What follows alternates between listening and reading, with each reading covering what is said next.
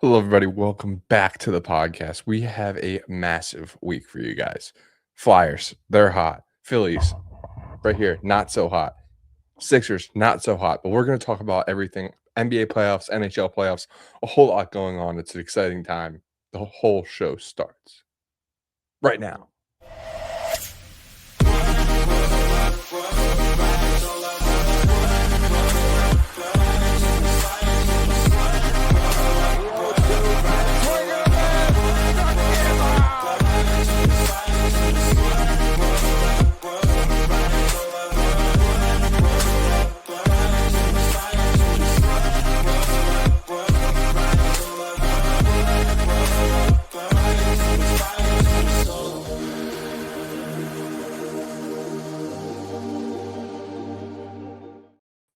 Hello, everybody. Welcome back to the podcast. We have a massive show. Massive show, Davis, like I already mentioned. Not a great intro for me, Davis. I'm just so excited to talk about the topics at hand. There's a whole lot to get to. I thought we'd just talk about things, like I mentioned in the pre-show, Davis, in order of sadness to happiness. Let's get the crap out of the way. Let's talk about the Sixers first, and then we'll talk about the fun stuff. So without further ado, let's just get right into it, my friend. Sixers, Celtics. Yeah, the Philadelphia 76ers. Just what a disappointment this team is, huh? No Joel Embiid. Yeah. Finally healthy in April, and guess what? He gets appendicitis. Okay. That's the most Joel Embiid thing that ever happened, but I'm wishing the best for him. Hope I know that's, it can get kind of ugly if it like bursts inside of him, but pause. But I think that he's going to come back next year, and I don't know if this team's going to come back next year, though. Like, where are the Sixers going to land? Like, is this going to be a new Sixers team next year? Like, we've been saying that for years now, though. I don't know. It's tough. So the Sixers definitely got killed in game one before we start talking about the bigger picture stuff. Not even close. I mean, right away, it was like an 8-point deficit, and then it slowly went to 15, to 20, and then it hovered right there, and then it went to 30 at the end of the game. It was not good. They never had a chance. My dad was nice enough. He's not a big multi-view guy, Davis. Doesn't like a multi-view on the YouTube TV. He put the Sixers game on the multi-view with the golf, and I was like, oh, that's nice. After 5 to 10 minutes, I was like, all right, you can turn this off. There's no reason to multi-view on this. Like, it's not worth the time or the energy or the space on our TV. They just looked bad. Like, I was texting with my buddy Will during the game. Shout out Will, friend of the show. And like they just don't look organized. Like, it's a lot of isolation ball. Nick Nurse, not a good coach. I don't know what happened in that 2019 Raptors run, because he doesn't have it anymore. Like, they're just not organized. It's like Maxey gets the ball at the top of the key, and then he runs towards the basket and he tries to kick it out. And then Paul George was getting killed, and like he was getting a shot blocked by like Baylor Shireman and random Celtics guys. Like, I don't think they have a chance in this series, Davis. And we're saying this before game two starts tonight in like 30 minutes or something like that. So maybe we're wrong. Maybe the Sixers stealing tonight, man. Like, you never know. But like at the same time, Tatum like came back in this 8 months from an Achilles injury. 8 months, is that right? Like, yeah. He's different, and he's putting up 25, 11, and 7 in his first playoff game. Jaylen Brown's playing great. He's calling out Embiid, by the way, on social media. And like, it's tough right now, man. It's tough. I told you I was going to try and keep it short, but it's hard not to ramble about them. Yeah, and there's a lot of things going on in the NBA. And to be honest with you, though, first round of the NBA is not very fun. So the fact that there's more fun stuff than this, it's not NHL. It's not NHL. It's not. The Hawks Celtics or Hawks Knicks game was fun last night. I wish I watched that. Watching the Knicks blow a lead. The Hawks had like the Knicks had like a 97.6% chance to win with 7 minutes left. They did. Absolutely blew it. But really quick, just the last thing about the Sixers, you're gonna love this, and also a friend of the show, Steve, is gonna love this. Made a lunch bet with a coworker, and he's a Celtics fan actually, and he did not have the greatest optimism on the Celtics. Like, he thought they were going to win the series, but what was the bet, though? Was it within 5 or 6 games or something? That the Celtics would win all 4 games by more than 10 points. I took that. by the way. I took the Celtics in a sweep to win every game by 10 Oh, plus you points. took that? Yes, I took that. Oh my god. I shouldn't be surprised actually. You're He low key a countered. Sixers hater. He countered and said Celtics in 5. I said, no, I'm sticking by. Yeah. I truly believe it. Not And good. we're one leg of the way down. And then let me just circle back on the question you asked earlier. What does this mean for the future with the Sixers? And are we going to see a new team next year? I don't think so. I think the only thing that we can maybe see is Paul George get shipped out of here. He did end the season really well. I think he showed some, you know, promises of being a really good player, and maybe we can trade him for something. Maybe his trade value's gotten somewhere, but I think it's still going to be VJ, Maxey, and Embiid next year, and hopefully they get some better role players because outside of Oubre and that's it. This team sucks. Yeah, I mean, They seriously, suck. down the board. They're not good. It never has been though. I mean, look at a few years ago when we needed Nicholas Batum to put up some big shots for us. I know. Moore needs to go. Nurse needs to go. If the team's not going to change that much, at least let's change the coach and the front office. Yep, and that is a new Sixers team. So yeah, I think that's the only way. But I wouldn't be shocked if new management came in if Joel Embiid had a chance of being shipped out. I don't think he's going to be shipped out. I think the only thing that would really happen, and this sounds crazy, but I think he could retire. And there was rumors about this. There's a whole article about this last year that if he medically retired, they could possibly void the rest of his contract or something. And he's going to get paid $60 million the next 3 years. So yeah, but he can pull the Anthony Rendon, Chris Bryant, where you just play it out as long. You got to play that out. If I'm Embiid, you're making 60 mil. Yeah, it's tough. But if you could actually pull up the slide one more time, I just want to point out one last thing. The only thing that I put up here that I thought was funny, it's just a true state of the Philadelphia sports fandom hierarchy. The Flyers game 3 in Philly, which by the way, Flyers up 2-0. We'll get more into that in a second. That price, the lowest price, $388. Lowest price for Sixers Celtics, $57. That is a giant difference, especially for a playoff game and a playoff series where any Sixers fan would probably kill to go to a Sixers Celtics playoff game. And now you can do it with, lunch money. Chump change. Yeah, exactly. Yeah, if you want to treat yourself to a nice lunch, go to a Sixers game in the playoffs against the Celtics. Sucks. But yeah, let's move on. Let's talk about real quick. Yeah. Rest of the NBA playoffs. Give some updates. The Thunder, this series is going to be an absolute smoke. Lakers Rockets is turning into possibly the best series, even just one game in at the moment. Looking like the best series out there right now. And no KD in game 1. No KD game 1, no Luka, no Austin Reeves. Yeah, I saw Austin Reeves could come back into the series, but Luka's likely out the whole series. Yeah, Luke Kennard popped off in that game 1, which is just a name that none of us have thought of in a little bit. But KD's coming back tonight. This podcast will be uploaded by the time this game's over or after this game's over. I personally like the Rockets tonight. Nuggets T-Wolves. This series is at 1-1. Ant doing his thing last night, putting up a 30 bomb. And I think this series is going to be tight. And people forget that the Timberwolves have made the Western Conference Finals 2 years in a row. And they beat the Nuggets once at least to do that, to get to the Western Conference Finals. This is a team, the T-Wolves, that have their number a little tiny bit, and the Nuggets kind of struggled down the stretch of the season, and they have blown a lot of leads, kind of. So we'll see. I really like the series. I need to tune more into the rest of the NBA playoffs. I've been so locked on the Flyers and other stuff. Yeah. The next series, Spurs Blazers, by the way. It wasn't super close, but the Blazers are scrappy. I think this could be interesting, but I still think the Spurs probably win this in 4 or 5. Agreed. Yeah, I'd take 5 over 4, but yeah, I agree. I think playoff Wemby putting up 35 in his first. Don't forget about Stephon Castle.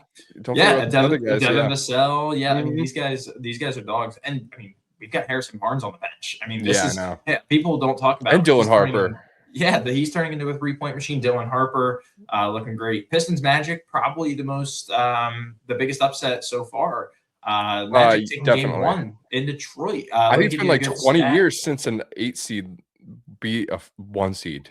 In the first round. Number 1 seed of the NBA. I'm pretty sure that's that close. Or maybe it's maybe it's the team with the best record or whatever it was. Yes. Something like that. Yeah. It's been The a while.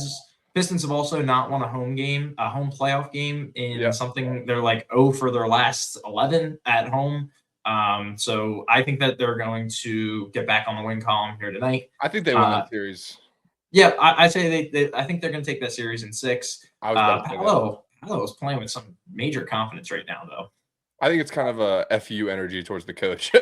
There's something going on with the coach. I was so surprised they beat the Hornets, and then even more surprised when they beat the Pistons. But somehow this series is going to be more competitive than the next series I was going to bring up, which is Cavs Raptors. Yep, Cavs might sweep them, which is crazy for a 4-5 matchup. Agreed. Yeah, and I think this Cavs Pistons matchup in the second round, if it does happen, that would be fun. It's going to be pretty nasty. I think it's going to get chippy. It's going to be awesome. But the Harden curse. I mean, is he going to show up in the big games? I don't know. I mean, well, hey, he's not won a little bit, so he's arguably not the first or second best player on that team. So, agreed. Evan Mobley needs to step it up too, but D. Mitchell's just a dog. Donovan Mitchell's like arguably the best playoff performer in the league right now. Yep. And lastly, Knicks Hawks. We talked about it a little bit, but this series tied 1-1. I don't care if Trae Young is in the building or not. This is still an electric series no matter what, because the Knicks. You do know that he's not on the Hawks, right? The Knicks can talk, the Knicks can blow this. I mean, they really can. This is the one upset series, like big time upset, along with the Timberwolves. I think the Timberwolves do have a chance against the Nuggets. This is an interesting upset that stats might tell you that, hey, like this is a pretty big upset, but all of us know who watch the NBA, the Knicks do this every year, it seems. 100%. But they also beat the Celtics last year when the Celtics were like at the peak of their power. So you never know what you're going to get from them. And lost to Indiana. Yeah. I just have to ask though, you do know Trae Young isn't on the Hawks, right? That's what I'm saying. Like, okay, I just had to ask. Not, yeah. Like this Hawks and Knicks rivalry is still electric. Like it's a weird playoff rivalry the past few years, and a lot of it stemmed from Trae Young, but now he's not on the team, and it's still just as electric. And I don't know if you saw, there's a great video on Twitter last night of a bunch of Knicks fans like taking over the city in downtown streets after they lost, being like Knicks in 5 or something. And it's like, you guys can't be clout chasing like this after a loss. Like that's tough, especially after CJ McCollum puts 32 on your head. CJ McCollum is old. I love CJ. Yes. Lehigh legend. Lehigh legend.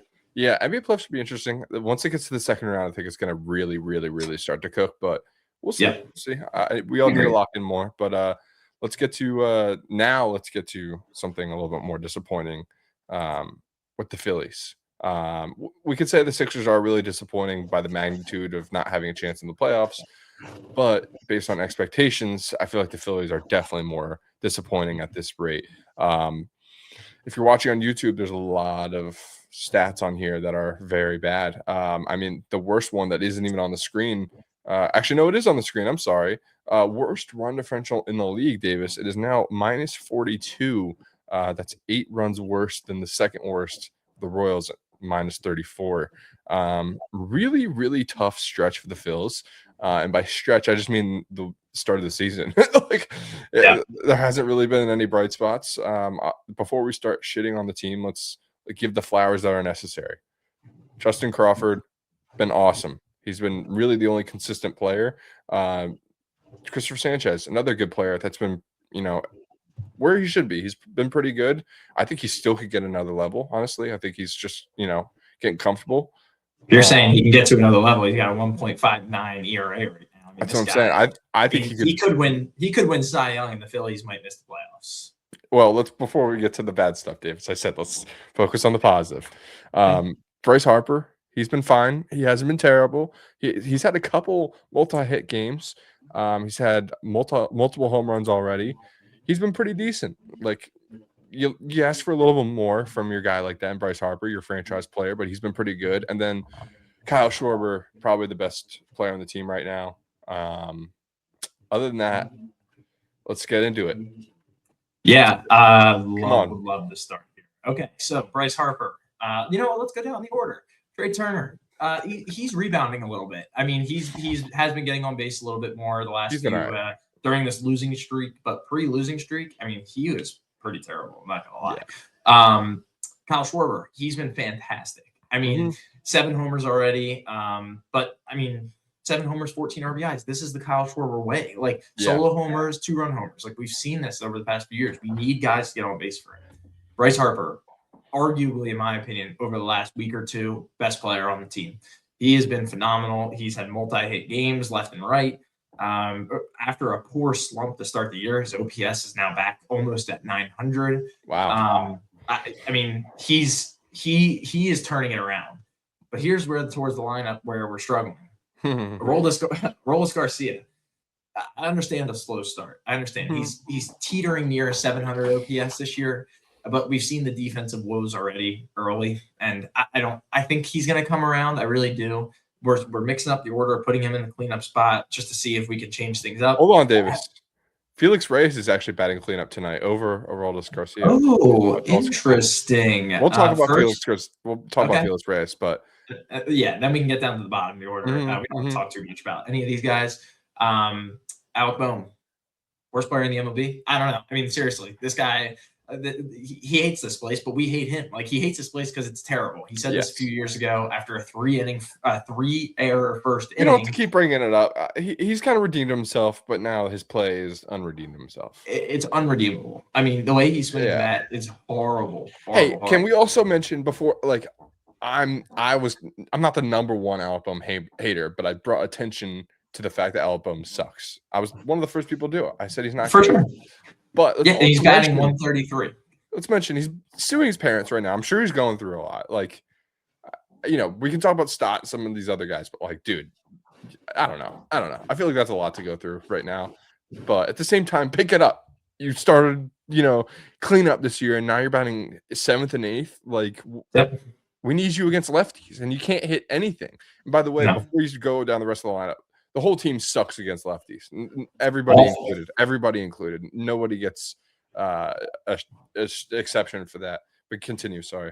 We're making Shota Imanaga look like Randy Johnson the way that we were facing these lefties. Correct. But I mean, like, dude, the guy tops out at 90. He throws a lot of junk. Like, these guys should be the guy. We should be hitting this guy. And speaking of Shota Imanaga, we're facing him tonight for the second time in a week. Fun. So good. Like, tonight's the night, Ethan. I really do believe that tonight could be the turnaround night. I'm not saying put up 10 runs. I'm not saying blast them by beating them by 8. Like, I'm saying let's put up 5. Like, we need to do something. You know what? We need to score in multiple innings. How many games in a row now have we scored in one inning? Like, there's some really bad stats out there that like we're by far the worst team in the league by scoring in like more than one inning. And like we just get one spurt of runs and we never get more runs. The run split's been terrible all year. I mean, if we really want to get into it, Bryson Stott's terrible. He can't play every day. I think Bohm is trending in that direction. I think he's earned a little bit more goodwill than Stott has. Stott has had a couple playoff moments, but like has not been consistent at any really point of his whole MLB big league career. Adolis Garcia, I think it's early. I think it's super early for him still. Agreed. He's a power hitter that's gonna get cooking in like July, I think. Plus, he hasn't been good. I think he was like 5 for his last 38 or something really bad. But like his arm's been great. We knew he was going to be a lot better in right field defensively than Castellanos, and his arm's been great. He's thrown some people out. He's looked good. So other than that, it's really tough. Outside of Sanchez, nothing's really been good. Let's give Painter some credit. He did decently against the Braves lineup. He's looked fine. He's a rookie. They're asking a lot of him, especially when Taijuan Walker freaking sucks. Like, do you want to talk about Taijuan Walker? Because like, that's fine. He shouldn't be on this team. Like, I don't we moved him to the bullpen last year because he was so bad. And he's worse. Again this year, and he's worse. Even worse. 100%. Like, this is batting practice. And if we're putting out a competitive lineup, 1 out of every 5th day, we cannot be putting out somebody whose fastball is batting practice. And somebody's who we saw this on the broadcast the other day, didn't we, Ethan, where he throws guys are hitting his cutter at like a 450 batting average. I mean, literally, his ERA is 9.16. His batting average against is like 330, Ethan. That's Hall of Fame numbers. That makes an entire team a Hall of Fame player against one guy. I don't understand why Taijuan Walker's in the rotation. Because we've given him too much money, but at some point, just like Castellanos, it's dead weight. You gotta let him go. And then, is it too early to bring up Luzardo. Like, what do we think about Luzardo? Because earlier last year there were rumors about him tipping pitches, and it seemed like he fixed that. And now this year he's having another really bad start to the year, even though it looks like I've seen some stats. His stuff is really good. Like he's pitching it Yeah. well. Like I think he's had like his highest swinging strike rate of his career, but like he's allowing like the most runs in the league or something like that. Like, Yeah, he's fine. His ERA, this is where ERA is kind of like that batting average stat where, yes, ERA is an important number, but a big number to look into is FIP, fielding independent pitching. It takes into consideration if I'm pretty sure it's that there's 0 players behind you in the field, okay, something like that. It's a really important advanced metric for pitchers, and usually your FIP and ERA should be about the same. His FIP is like 2.3. Like he he's just getting unlucky. And we've seen that. I mean, we saw that in the Diamondbacks game 2 weeks ago. He just one bad inning and he blows up, but he's due for a big 9 strike. I mean, the whole team is due, like you said earlier. Like I don't know if I feel as confident that tonight's the night, but like I feel very confident that they're not going to be out of the playoffs. I think they're going to be in the playoffs. I think that this is a team that's won the last 3 years.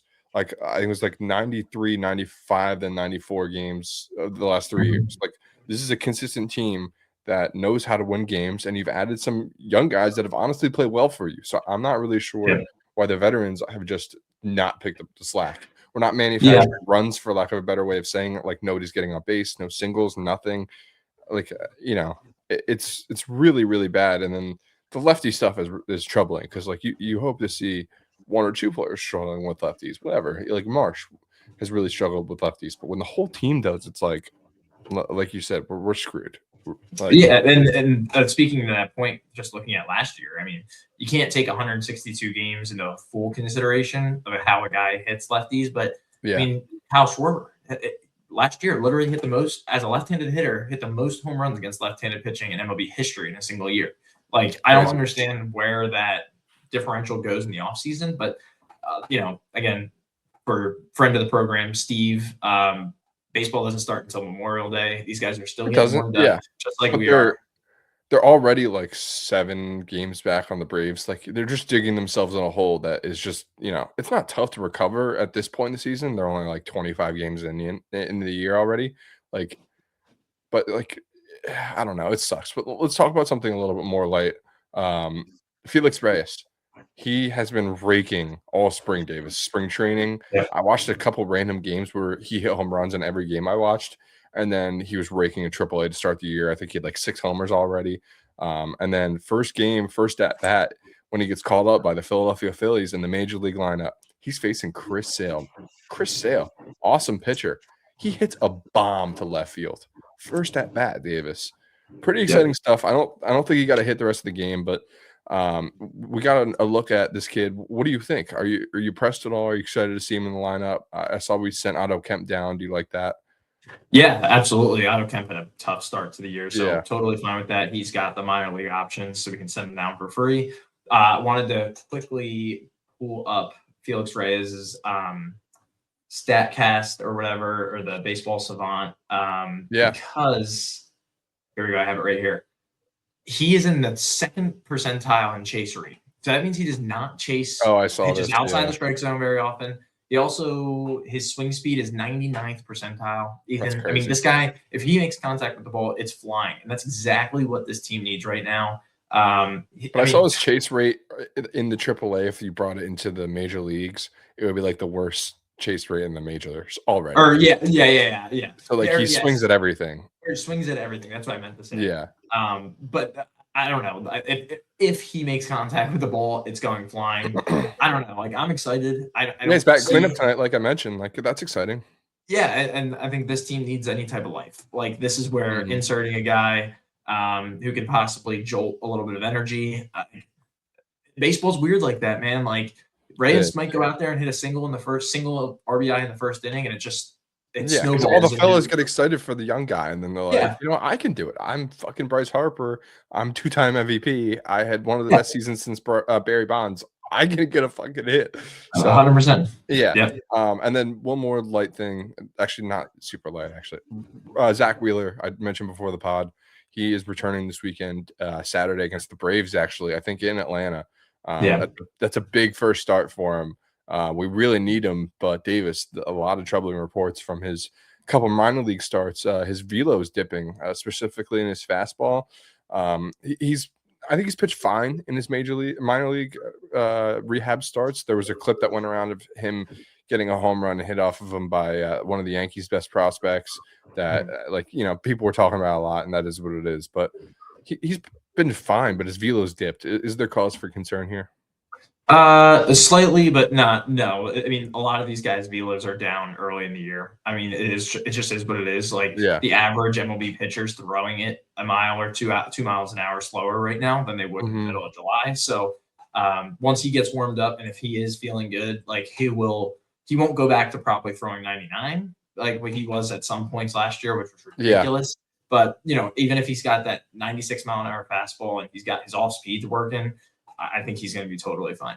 So are you looking at it like, last year if Wheeler got hurt and he's coming back, you're like, thank God Zach Wheeler's coming back. Like the god of pitching is back. But now, like, he's coming back from not just an injury, but like a major operation, a thoracic, I forget whatever the hell it's called actually, but he had a blood clot basically, and it could have taken his life, and it didn't. And now he's coming back from that. And so how do you feel about him coming back? Like, is it going to take a while? Is it going to take a whole season? Like, what do you expect? It'll take a few starts, I think, for him to get back into Zach Wheeler form. There's a chance we might never see Zach Wheeler form again. But yeah, I know. There's something different about him that I don't think he's just gonna turn into Patrick Corbin. No. Like, I don't think he's gonna just give up home runs left and right and be horrible.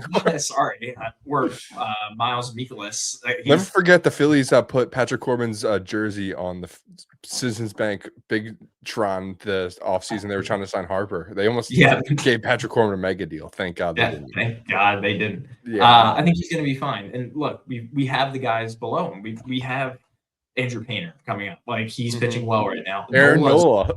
He's pitching fine. Like, I know he is over just a 5 ERA, but he's just blowing up around the 5th or 6th inning a lot. That's all. But that always happens with him. Like, recently, that's been his forte. But get Taijuan Walker. He's got to be better than Taijuan Walker. I mean, get Taijuan Walker out of this rotation. Please. I could be better than Taijuan Walker, and I haven't played baseball since middle school. Like, I got a car. I can see it. Well, like 65 on the radar. Yeah, I got a breaking ball in there somewhere. Yeah, somewhere. But I'm feeling good. Excuse me. I meant to mute myself. Excuse me. I have high expectations the rest of the year. I'm excited for them to turn around. I just don't know when it's going to be. Yeah. But let's transition to a team that is at the end of the year, and vibes are high, Davis. Vibes are really, really high. And I'm talking about the freaking Flyers. I'm super fired up right now. The Flyers have taken a 2-0 series lead over the Penguins, the Pittsburgh Penguins, in the NHL Stanley Cup playoffs. It's been a minute since we did a pod. We don't have to go through all of that. But the last time we got in the pod, I think we mentioned, like, hey, the Flyers are creeping in. We didn't want to, talk too much about it because it was far from a certainty. Honestly, until the night they clinched, like the night before, or two nights before, they had a big win before they clinched against the Hurricanes. But they have been playing just competitive hockey that, like, where every game, every night meant something for like 2 weeks, and then they come to the playoffs and it's just like business as usual. Nothing's really changed. And we can talk about Porter Martone, man, because ever since he joined the team, something has changed. I mean, this team is playing different. They're playing confident. They're flying around. We can talk about game 2 and game 1 more specifically in a second, but like, how are you feeling about the overall vibes of the Flyers the last 3 weeks? I mean, we're up 2-0 over the Penguins, man. What the hell is going on? Yeah, feeling fantastic. And I was feeling fantastic going into the playoffs. I look at myself more as a realist when it comes to Philly sports than most people. If you told me the Penguins were going to win the series in 6 games, very successful season. That's the way everybody was saying. Yeah, everybody was saying that. Now that we're up 2-0 on the Penguins, my confidence is rising quickly. As in, look, once these NHL teams get hot, you never know what can happen, especially No. when it comes to goaltending. And I've told you in the past, Ethan, over the past few weeks, since the Flyers started becoming mainstream media again, Mm, Dan hmm. Vladar has just been an absolute menace Darth this year. Vladar. Darth Vladar has been the man, Mhm. and he obviously put up a goose egg on the Pens I last saw night that in was Game his 2. first shutout the entire First season. shutout of the year. I Yeah. was Yes. stunned by that. He's been great all year. That's nuts. Yeah. Just giving up one goal here and there. The Wow. Flyers were Hell the of a game worst to team. do it. Flyers are the worst team in the NHL in giving up the first goal this entire year. If that Yeah. tells you anything about where this Flyers team has come from since the start, it's been a lot of comebacks. I mean, you Mhm. don't win, 44, 42, 43 games Mhm. and have that stat normally. So, Yeah, I it's mean, kind of an Vladar's been anomaly. amazing. And ever since the Olympics, I mean, the Flyers had the second best record in the NHL. They Yeah. just had the best comeback to make the NHL playoffs after 60 games in NHL history. This Not team's too running bad. hot, and they're just absolutely buzzing. I mean, you could see the Penguins age every second. I feel like of this series as it Yeah. keeps going on. Seriously, I mean, we could talk about a lot of things. Like, I mean, let's just get into that. I mean, the Penguins have not shown up, and if you're watching on YouTube, you can see these terrible yellow uniforms they're wearing. I seriously think that has contributed to them not playing well because, like, just wear your normal uniforms. They're great. You wear great normal uniforms. What the hell? But anyway, I mean, down the stretch, like you were just saying, Davis. I mean, this team is playing out of their minds with a lot of confidence, and a lot of that is because of Ladar. Like, he just seems to give this team second and third wins. I mean, last night in game 2, they played fine. I thought the Penguins honestly controlled most of the first and second periods, and the Flyers were still up 2-0 going into the third period, and I was still very, very nervous. But Vladar Mhm. just accelerated his game to the next level, standing on his head for lack of a better term. I mean, awesome, awesome, awesome, awesome goaltending from him. And then let's give love to the defense, man. The actual defense, like Travis Stanheim. I saw a stat that for every I think Crosby had like 9 shifts against Sanheim with his line mates, and he only got like 1 game endangering position. Or I forget the stat I heard on it. I'm not too Mhm. familiar with hockey stats, but like basically Crosby only had 1 chance to score on like 9 opportunities against Sanheim. Sanheim's looked great.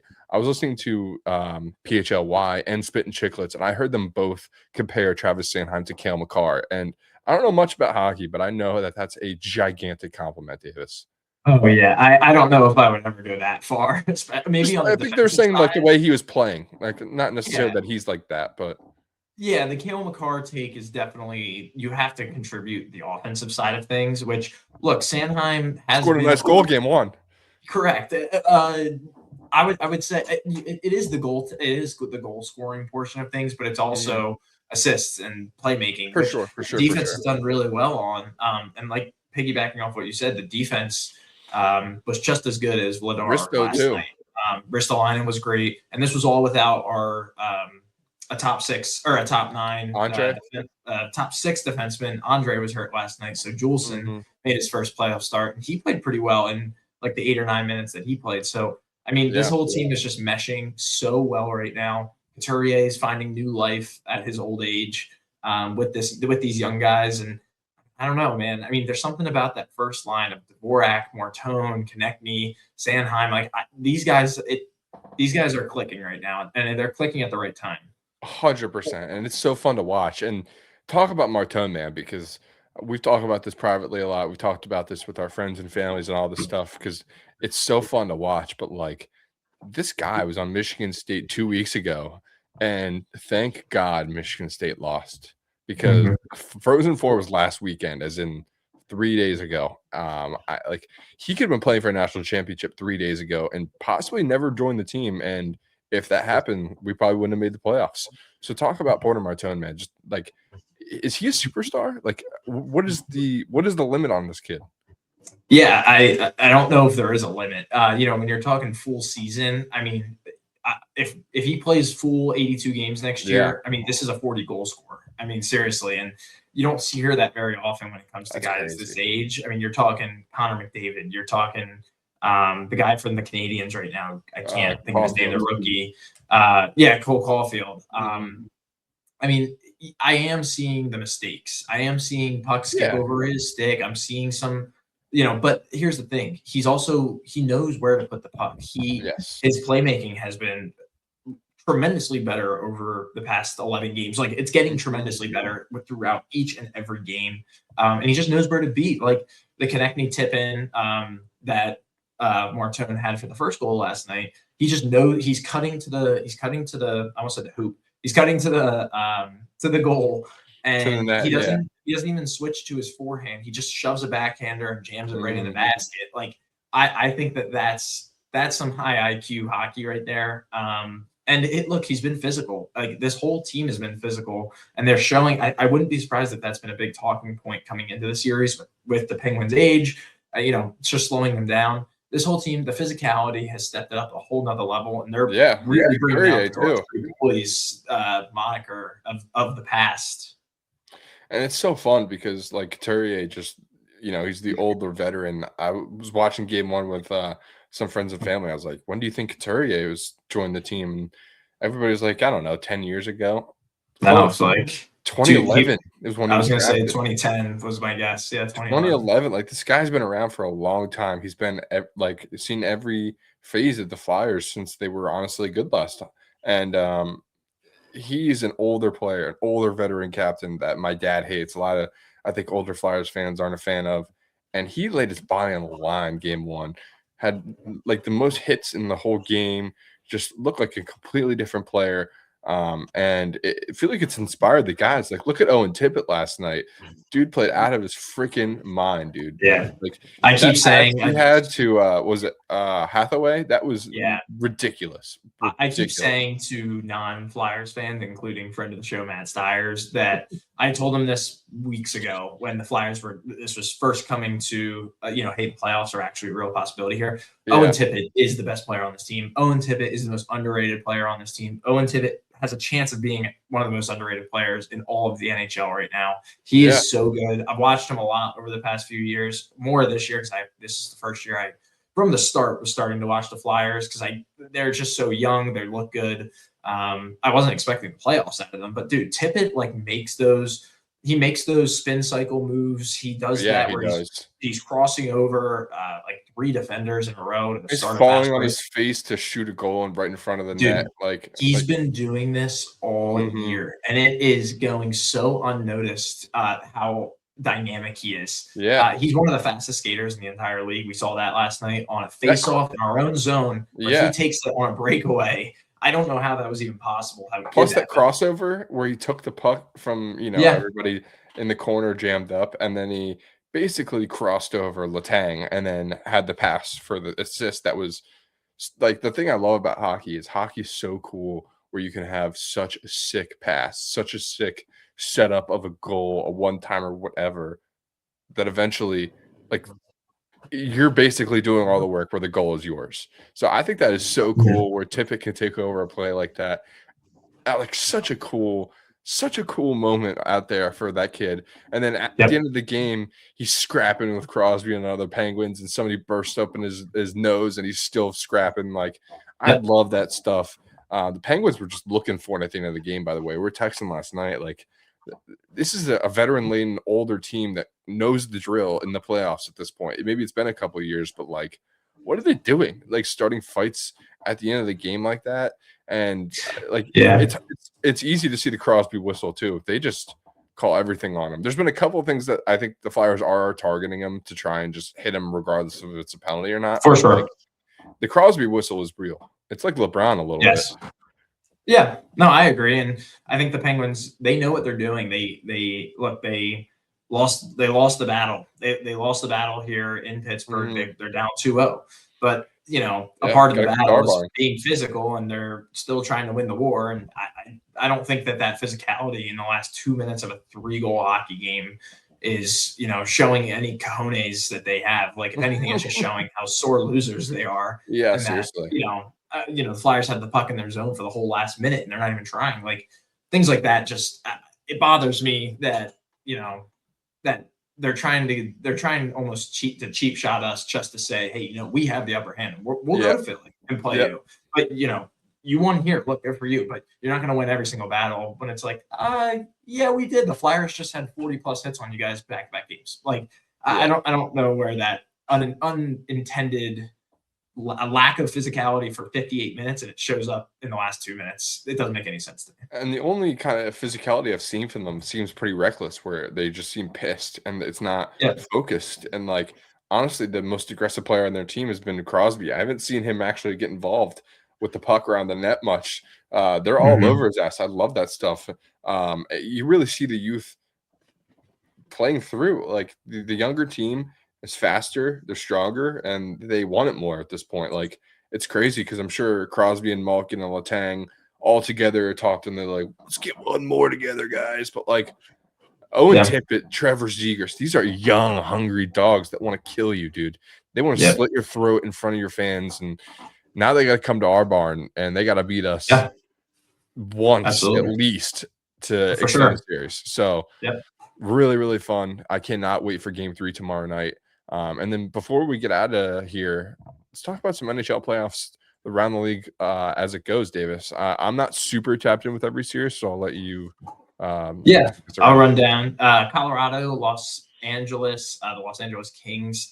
This is a crazy series because honestly, the Pacific Division, where the Kings are coming out of, is the 3 seed. Like, the Pacific Division might have been the worst division in hockey over the past 20 years. They really should not be here, to be honest with you.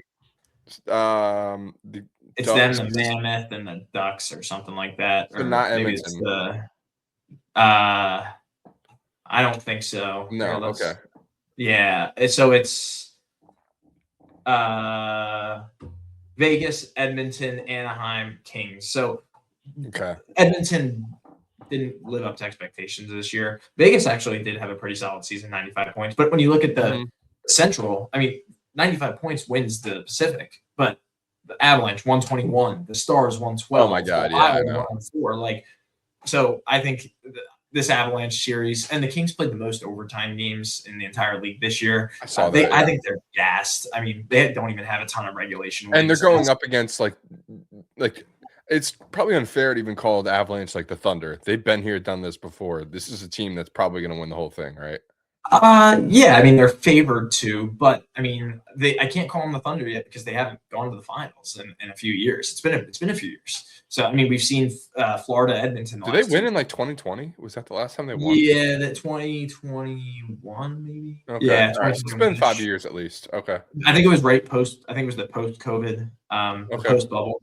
Dallas, Minnesota could be the most electric series out here right now. Even though didn't Minnesota beat Dallas 5-1, right? Last game night. 1. Last game 1, Minnesota won 5-1. Last night, Dallas won 3-1, I think. Oh, okay. All right. So now we're going to Minnesota to play a best of 5, pretty much, with Minnesota having home ice. I like Minnesota in this series, even though stats tell me that it should go to Dallas. I mean, Minnesota might be like the Detroit Pistons. They have not won a first-round series in however many years. Minnesota hasn't? Over 10 years. It's been like over 10 years since they made the second round. That's crazy. And this Dallas, is also a series where Dallas used to be in Minnesota, right? The Dallas Stars used to be the Northern Stars, the Minnesota Northern Stars. Yeah, it's kind of cool, actually. Yeah, for sure. Vegas, Utah. This Utah team is feisty, and Vegas took game 1.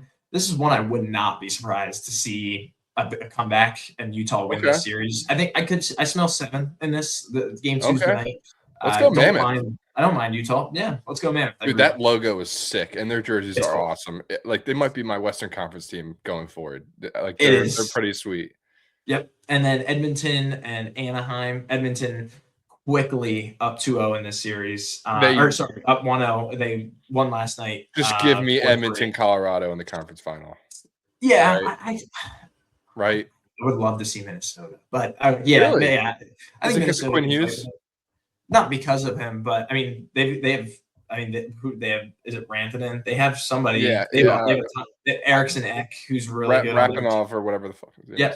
They have a bunch of good guys on. You don't want to see McDavid get one? I mean, I would. I want to see him advance. It's not that I want to see him lose. Okay. It's just I could see Colorado Edmonton here, or I could see Minnesota Edmonton. Okay.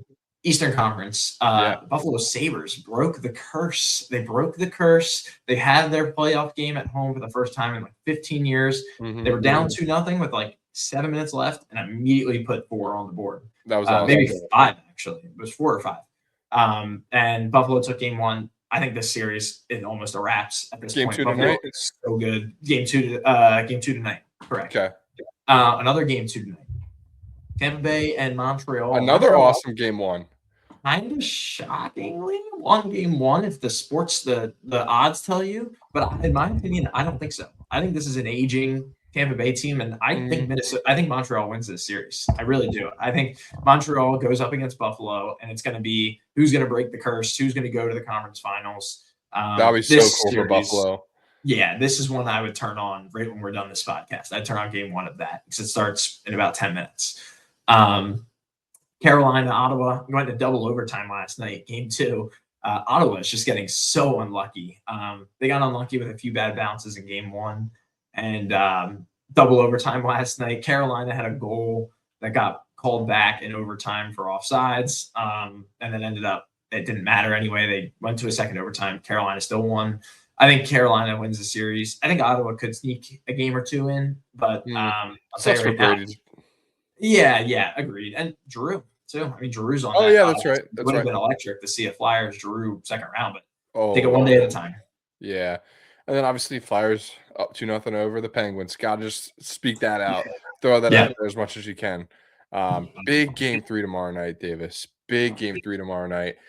I mean, I'm really excited. I can't wait. Like I went to a Flyers game about a month ago, and that really felt like the start of the reignite of the season. Like they were like 2 games before Martone came. It was against the Blackhawks, and you could feel that the guys just playing electric. And the last month has just been awesome. Where like, hand up, I wasn't the biggest Flyers fan at the beginning of the year. I definitely watched a couple games, but I kind of gave up for a second. I think most people are in that boat. I think most people are in that boat though. People that are saying that they're, and I'm not the guy to call Flyers fans out being fake, being, hey, you jumped on the bandwagon. Not at all. Yeah, you're not. You're not. No, I'm saying for anybody that is just getting into the Flyers over the past 2 weeks, go, be a part of the Flyers. The city needs you. We want orange on the streets. We need you. The Sixers aren't giving that to us. No. So, but I think that it's better to have you now than never. So I'm glad that you're riding the train right now. Yeah, I mean, it is so fun to watch playoff hockey and just be hanging on every single second watching. Yeah. So awesome. It is so tough to also watch them shoot when everybody bunches in front of the goal and you're just holding your breath, being like, oh my God, oh my God, oh my God. That second where you're like, I don't know if that went in, and they reveal that they didn't. You're like, oh, that is one of the best feelings as a sports fan. Yeah. It is totally so cool. I love it.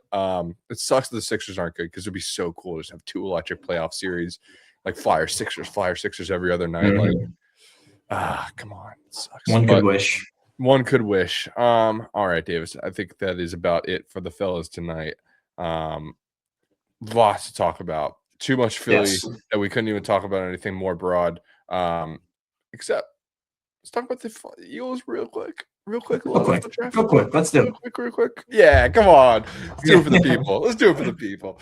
All right, Davis, real quick. AJ Brown, it was reported yesterday morning. Schefter dropped this real quick early yesterday morning. He's like, oh, yeah, by the way, the Eagles and the Patriots probably going to do the deal after June 1st. And it's basically agreed to.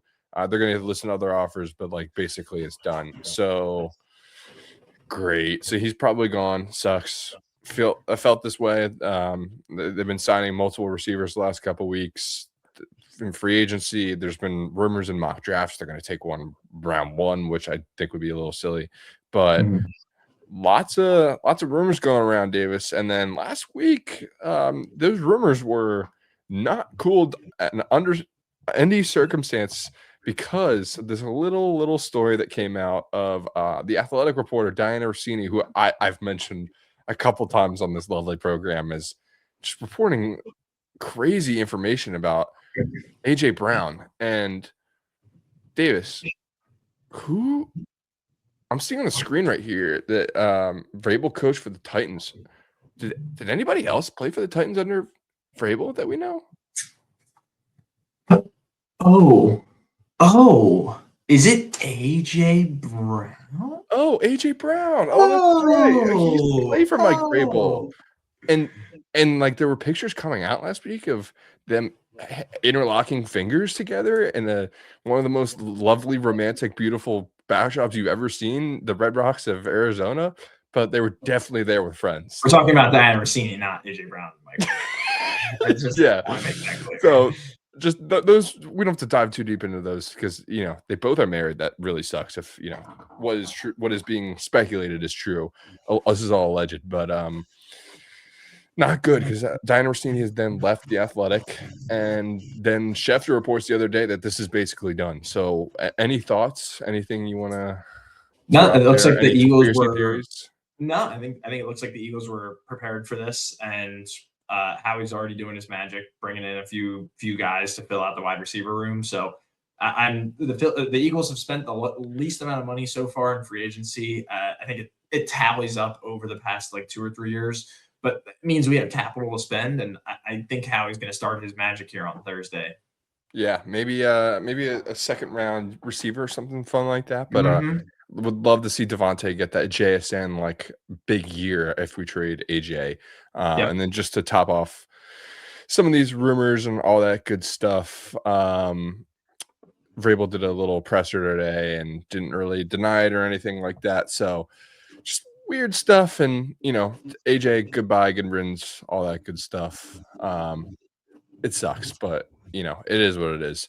And then little trade from the other day, Davis, Dexter Lawrence traded to the Bengals. It was during the Flyers Penguins game, so I feel like I saw it, was like holy shit, and then looked up and it was like, okay, I gotta lock back in, and I just forgot about it. So big move. I mean, the Giants traded Dexter Lawrence for the 10th pick in the draft from the Bengals, so they own 5 and 10 now. What do you think of that? Yeah, I think it's a good move actually by both teams. I mean, the Bengals basically just drafted all-pro defensive tackle with the 10th pick in the draft. Pretty good. Know what they're getting. Pretty good.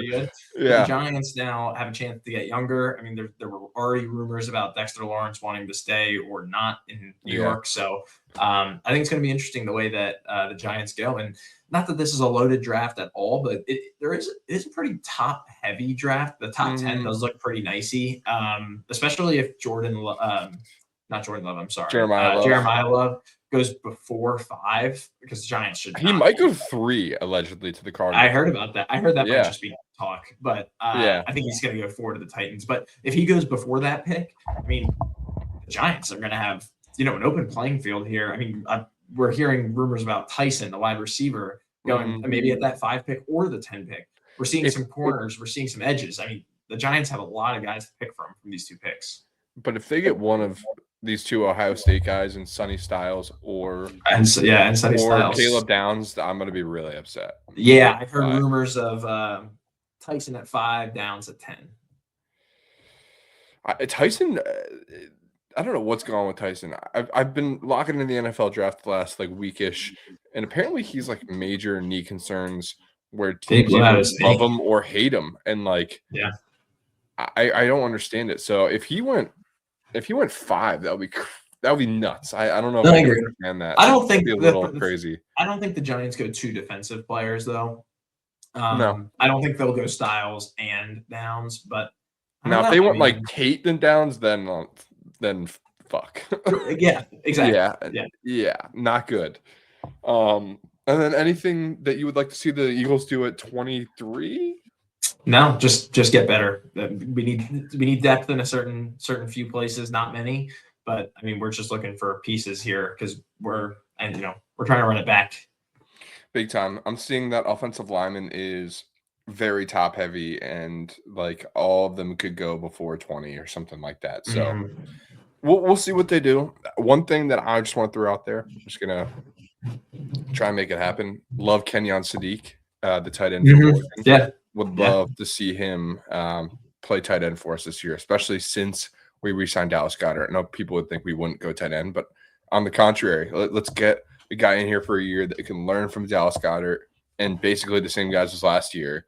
Learn the system, and then next year, unleash it, kid. Like, Yeah, let's see it. 100%. This dude's an athletic freak, by the way. After watching him the last 2 years, like he's nuts. Yeah.